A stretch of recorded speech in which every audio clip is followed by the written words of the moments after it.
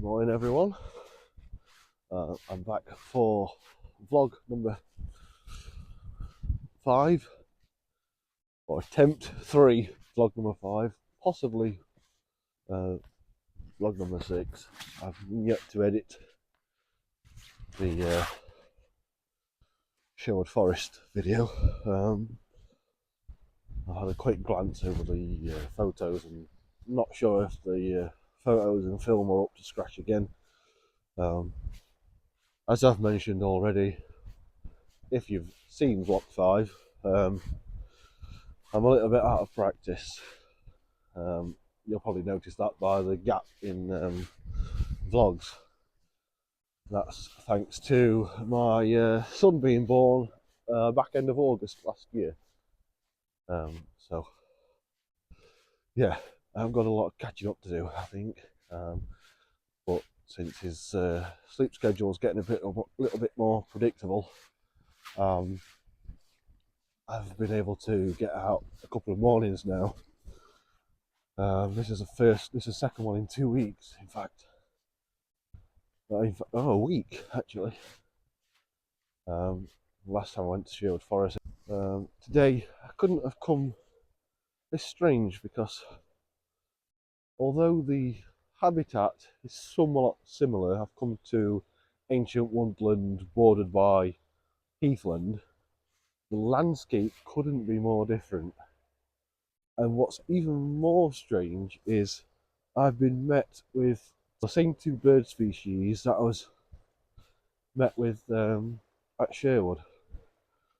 And you might hear the river at the side of me. So wouldn't be surprised in knowing that one of the species was mandarin duck here. But that's quite odd at Sherwood. I know they tend to nest in trees, but it was males that I saw at Sherwood. And the other bird being the cuckoo already.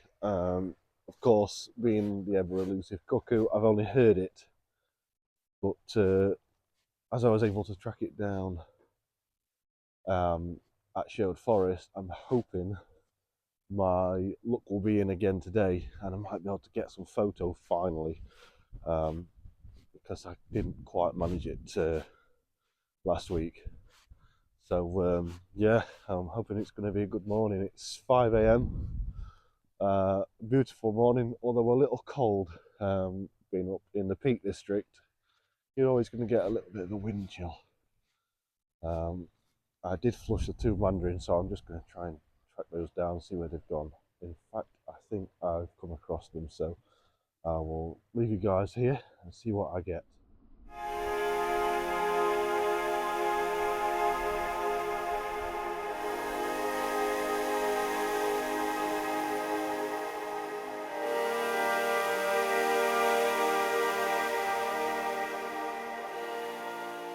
So I'm caught up with the mandarin, got a little bit of footage, and now I'm in the process of sort of doing a wide circle around them to try and get in front of them, to get them front lit.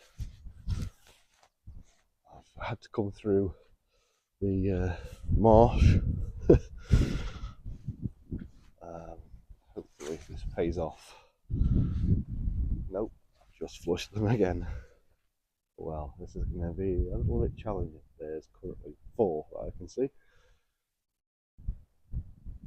Flying into the sun. Okay, all this circling back round. So the mandarins sadly flew behind a tree as I was just about to aim onto them, and it looks like they've flew quite a distance, probably up to another pond around here. There is another pond, so we'll might try and catch back up with those later. I want to try and stick to the river for a while before heading into the forest, because with it only being 5 a.m. and only having a crop sensor camera, Yeah, light under the canopy will be virtually non-existent at the moment for me. Um, so yeah, let's try and stick around here for a little bit. I can feel the sun is just starting to peek behind me, and I can already feel it warming my back, which is quite welcome. It's quite a chilly morning. Now, you may be thinking, what species could we get on this river? Um, well, I'll tell you one. If you look at that, that is the telltale sign of our only aquatic songbird. Yeah, so we get dipper here.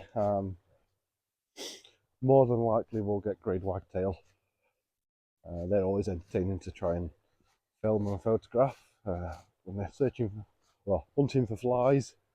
They're often acrobatic marvels in the air. So yeah, it should be quite good fun. This just going to try and find a spot where I've seen quite a bit of dipper droppings on a rock, and see if I can stake it out for a little bit.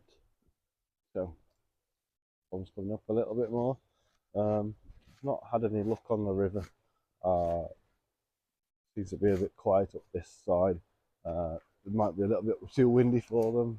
You might know it gets a little bit too busy because it's quite a popular walk with hikers and dog walkers around here. So I think I'm going to move into the forest a little bit earlier than planned, but the sun is coming up now, so it shouldn't take long. I just spent a little bit of time with the little wren, and I'll confess it's my wake up alarm call. I've got no time for blackbirds, they're up too early. But I found that the wren tends to get up just as the sun's peeking over. So for work, that's perfect. On a weekend like today, I'll get up with the blackbirds, I'm happy to do that. But getting up before sunrise on a work day is just ridiculous. So yeah, the blackbird can wait for a few more years to be my alarm call, maybe when I've retired. But yeah, I've got the wren call set as my alarm call, and it's such a better way of waking up than just a rudimentary alarm clock sound. I wake up a lot more gradually, a lot more gently. So yeah, that's what works for me. And I must say, the goldfinch is my favourite little bird, my favourite songbird. But in recent years, the wren has been coming closer and closer, and it's a very close second by now. I just love how loud and obnoxious they are. In comparison to the size, I think it's fantastic. So yeah, I've got a lot of time for the little wren. I could spend all day watching one, to be honest. So yeah, let's go and see if we can find some more in the woodland amongst a host of other things. So yeah, should be a good day. I'm already really enjoying it.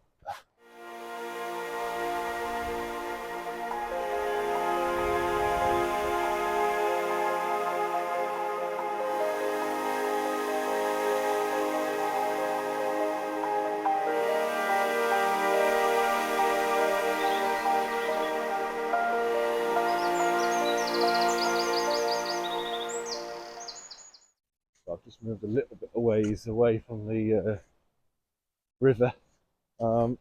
As my theory proved correct about the dippers, as soon as I got into any sort of cover, woodland cover, the dippers showed up. So yeah, that was a nice little surprise. I didn't think I was going to get them today, to be honest. But in fact, I ended up getting rewarded with, I think I saw at least one adult dipper, and two young. And I can just see them again now down on the rocks in the gorge below me. So I'm gonna try and make my way down there somehow. But as you can see, it's quite steep. So have to bear with me, see if I can get any more. But I think I got a little bit of footage. Quite shaky because I'm handheld today. Um, Decided to leave the tripod alone, and on account of the back of the rocks you can see in the background. Also got a grey wagtail as suspected up in a tree, which I don't tend to get very often. I'm just looking for a way down now, so hopefully I can get a little bit more footage. It'd be nice. Well, yeah, good start to the day. This could very well turn out to be a day for wren. And do you know what? If that is the case, I won't be disappointed. They are displaying fantastically. I'm hoping I've stuck the mic on. I'm hoping I've got a little bit of decent sound recording.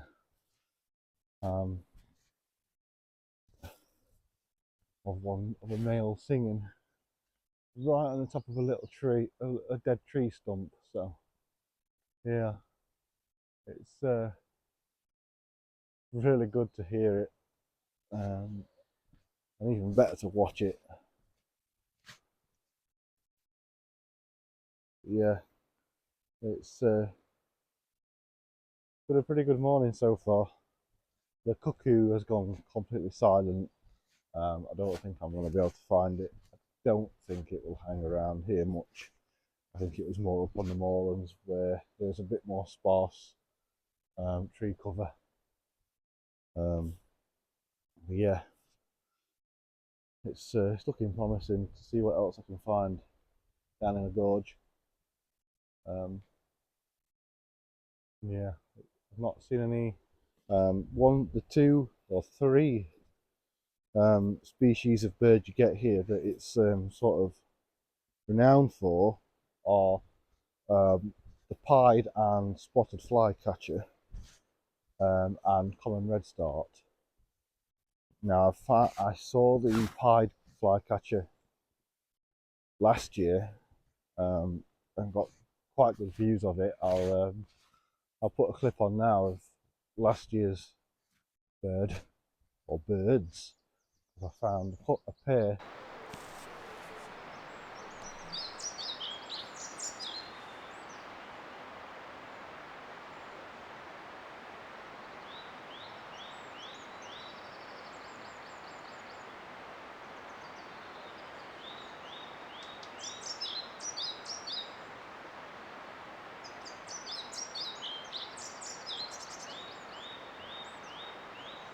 But I'm yet to find the spotted or the common redstart. I'm not familiar with the common redstart. I don't know if it's more of a moorland bird or a wood pasture bird than a forest bird. So I need to do a little bit of research on that, I think. I'm just coming to the location. Actually, speaking of the pied fly, coming up to the location that I saw it last year. So hopefully I get lucky again. Just spooked a little squirrel, a couple of little squirrels. Yeah, I need to do a little bit more reading up on the common redstart before I go properly hunting for it. I think any encounter at the minute would just be a chance one. But I know the spotted fly is a lot rarer in this woodland. That sunburst, wow.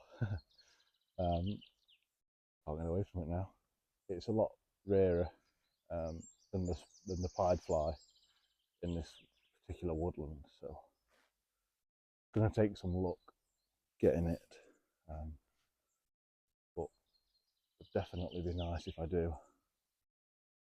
Not sure if I can hear this pied fly now. So yeah, I'll leave you busy for a little bit, see what I can come up with, and see if I can bring you guys any good footage.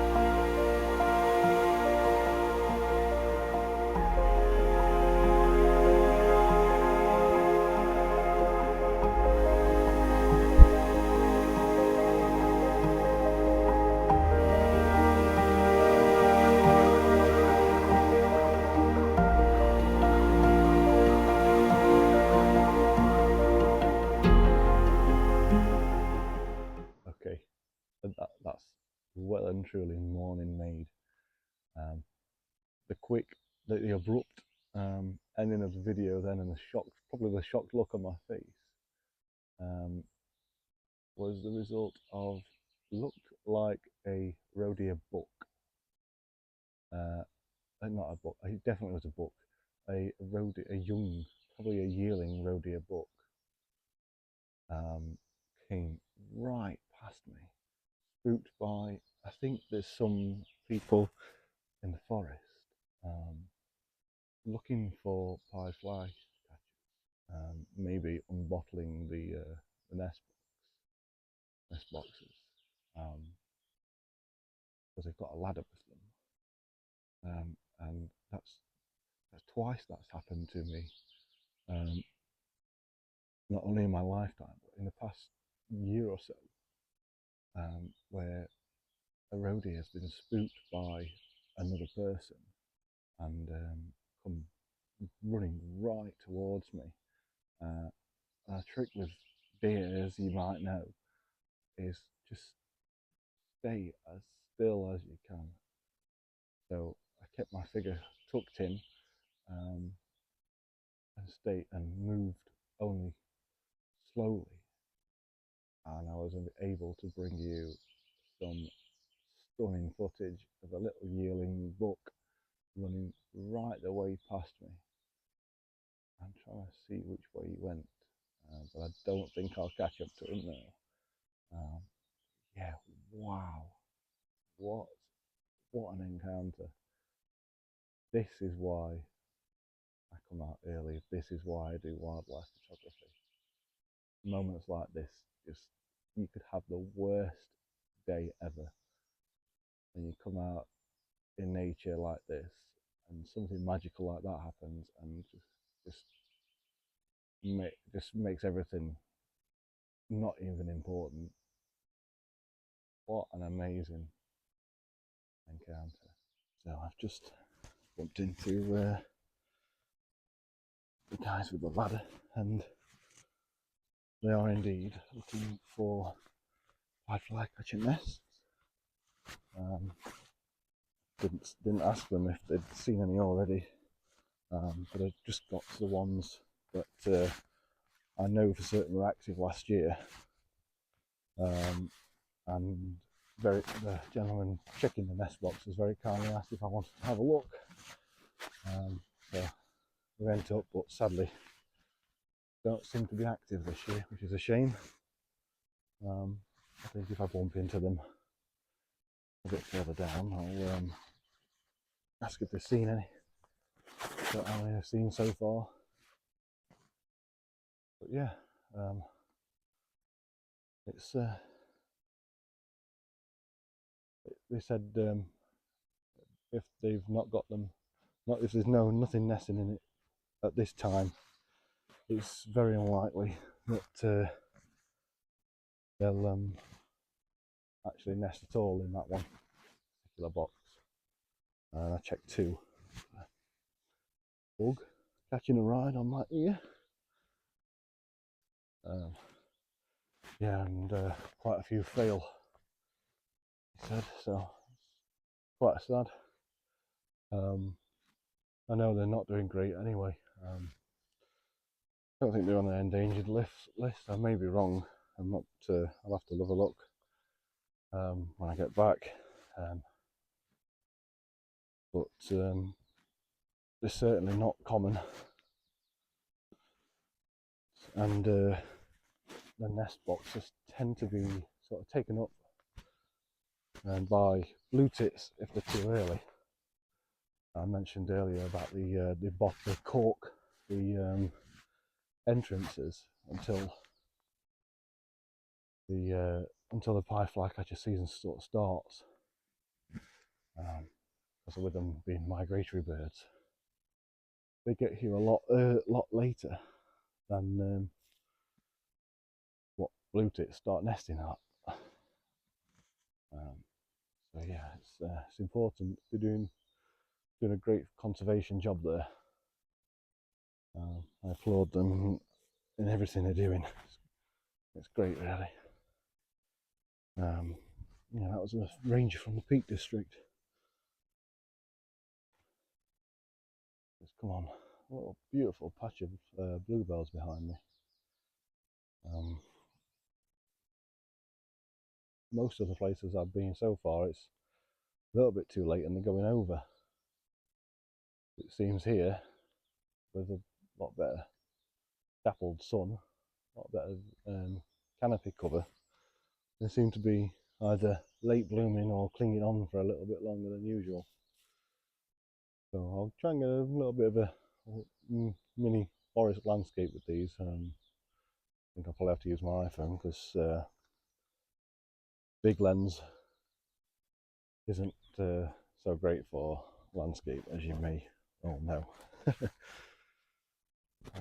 Yeah, let's get some shots of this, and I think it's getting time for a bit of a cuppa, I think, and see what else we can find.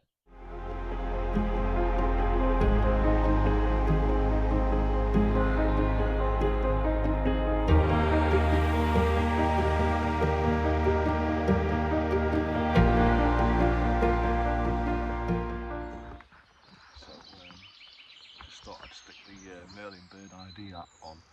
If you've not got that app, it's a fantastic app for beginners all the way to pros, really. And it's just picked up spotted flycatcher. Now, I have no idea what a spotted flycatcher sounds like, so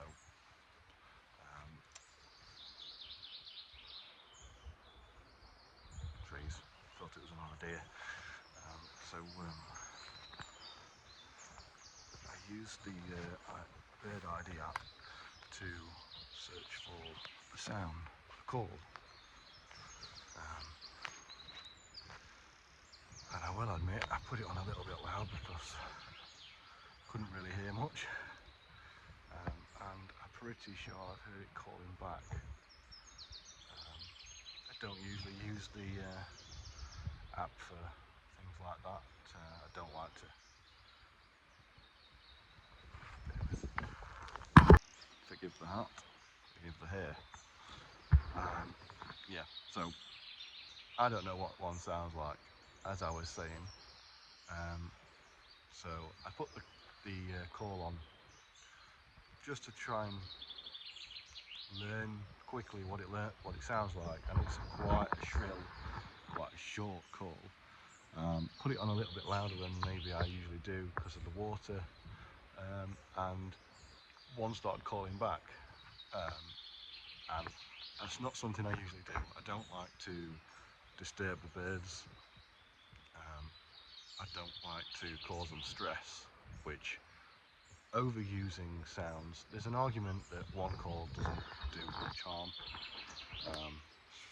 but for rarer birds it can cause them stress. They think that an enemy or competition is in the area, so it can cause a bit of distress. So I don't tend to use it as a means of baiting. I don't like baiting birds. Your common songbirds, you put a little bit of seed down, that's fine in my eyes, but trying to bait birds with sound and causing them stress is not on my agenda. So yeah, I put the call on and it started calling, and just as I started talking to you guys, I spotted this very grey, very drab looking bird in a bit of a distance, but on quite a decent perch.